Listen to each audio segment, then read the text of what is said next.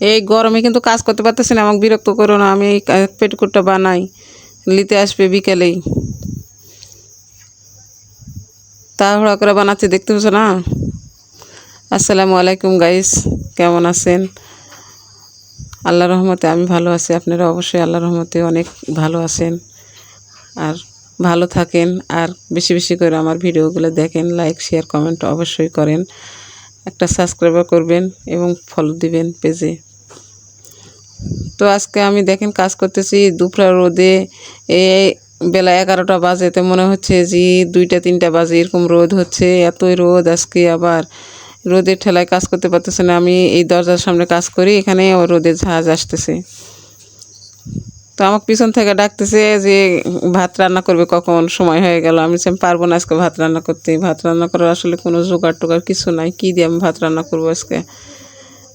তরকারি যে দাম হয়ে গেছে, এই খরায় তরকারি মরকারি মানুষের হচ্ছে না, কাঁচা সবজি নাই, কিচ্ছু নাই।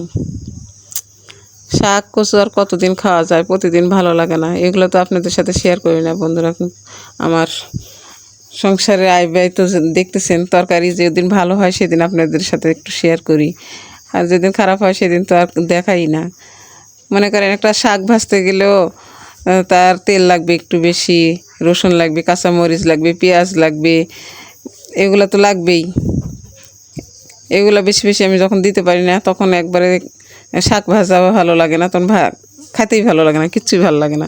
রাগে চোটে আমি শাক ভাজিও না, তখন লবণ দিয়ে এমনিতেই পান্তা করে খাই। গরম পড়ছে, বেশিরভাগ আমি পান্তায় খাই, আর ভাত তেলানি করে খাওয়াই সকালে। আর দুপুরবেলা ভাত রান্না করি রাতের মনে, একবারে রাতে আর সকাল দুপুরে হয়ে যায়। সকালেরটা একটু থাকলে পানি দিয়ে রাখি, নাহলে ভাত তেলানি করে খাই। এভাবে আমার দিন যায় গরমের দিন। আর শীতের দিনে সকালবেলা রান্নতাম, সারাদিন খাইতাম। তো এইভাবে কতদিন চলা যায়। এই রান্না করবে না রান্না করবে না চেঁচাতেছে, কখন আমি রান্না করব, কী দিয়ে রান্না করব, এদিকে আর খেয়াল নাই। থেকে থেকে একবার করে আমি বকা দিই, থেকে থেকে আবার মনে করি যে বকা দিয়ে আমি কী করবো, তো বাজার সাথে কিছুই করতে পারে না, কোনো ইনকামও করতে পারে না, আমারই তো সব করা লাগবে। এদিকে খাওয়ার টাইমও চলে যায়।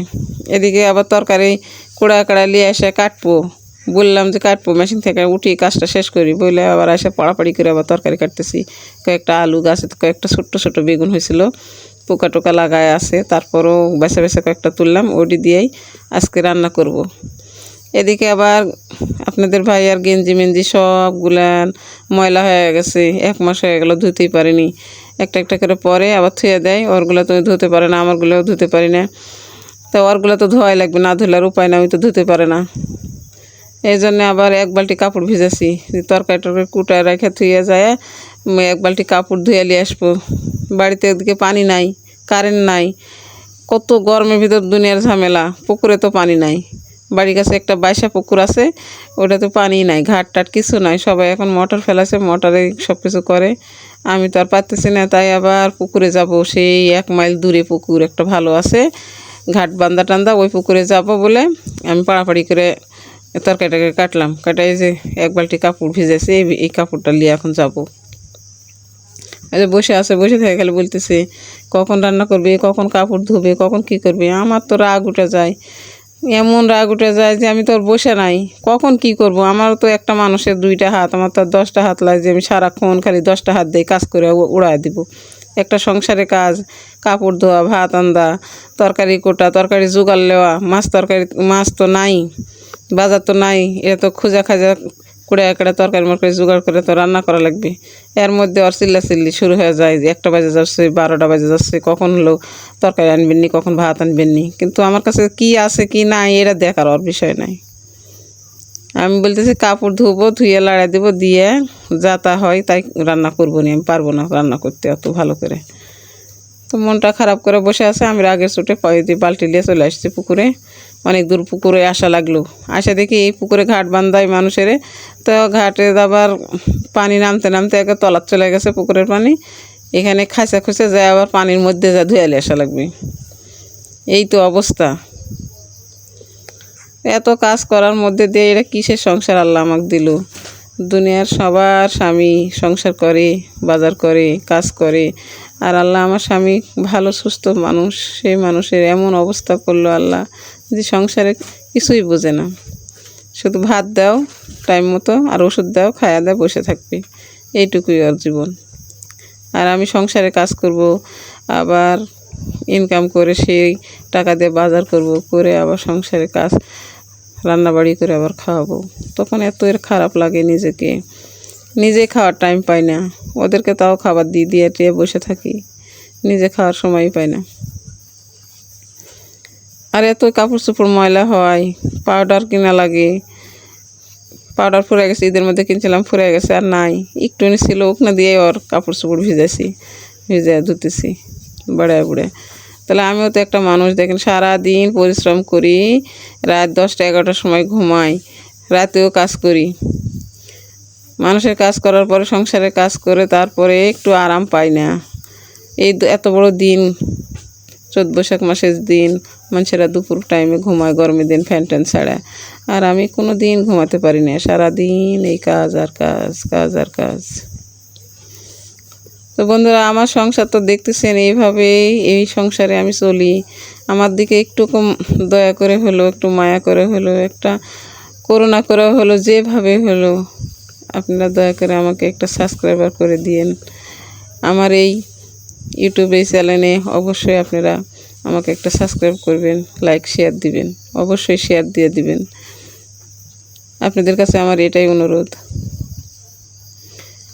আমার এই জীবন বাঁচাতে, এই সংসার বাঁচাতে অবশ্যই আপনারা আমার পাশে থাকেন।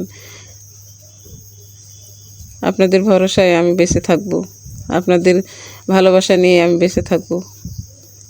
আমাকে অবশ্যই একটা সাবস্ক্রাইব করবেন, আর ফেসবুক পেজে অবশ্যই একটা ফলো দিবেন, লাইক শেয়ার কমেন্ট করে দিবেন। দেখেন কত দূর পানি চলে গেছে বন্ধুরা, দেখেন কত দূর পানি চলে গেছে। এই কাপড় চাইড়ে তারপরে যায় ধুয়ে নিয়ে এসে একটা একটা করে বালতিতে রাখতেছি, হাঁপায় গেছি। আর এই তো গরম, গোসল করতে চাইলেও গোসল করা হবে না, কারণ যা রান্না করতে হবে, রান্না টান্না করে তারপরে গোসল করবো। তো এখন যদি গোসল করে যায়, আবার গরমে ঘামে যাব, ভালো হবে না। তাই আবার কাপড় চোপড় লাড়া দিয়ে ধুয়ে ভাত তরকারি রান্না করে ওদের খাওয়া টাওয়া, তারপরে ধীরে সুস্থে আমি গোসল করে আবার খাওয়াটা মেশিনে বসবো। এক বালতি কাপড় লাড়া দিতেছি, খাসা হয়ে গেছে, এখন লাড়া টাড়া দিয়ে শুকায় যাবেনি, আমি আবার রান্না করতে চলে যাই। তো বন্ধুরা, অবশ্যই আমাকে একটু ফলো দিবেন, সাবস্ক্রাইব করবেন, একটা শেয়ার করে দিবেন, একটা লাইক দিবেন। আপনাদের কাছে শুধু এটাই আমার চাওয়া, আর কিছু নয়। তো ভালো থাকবেন, সুস্থ থাকবেন।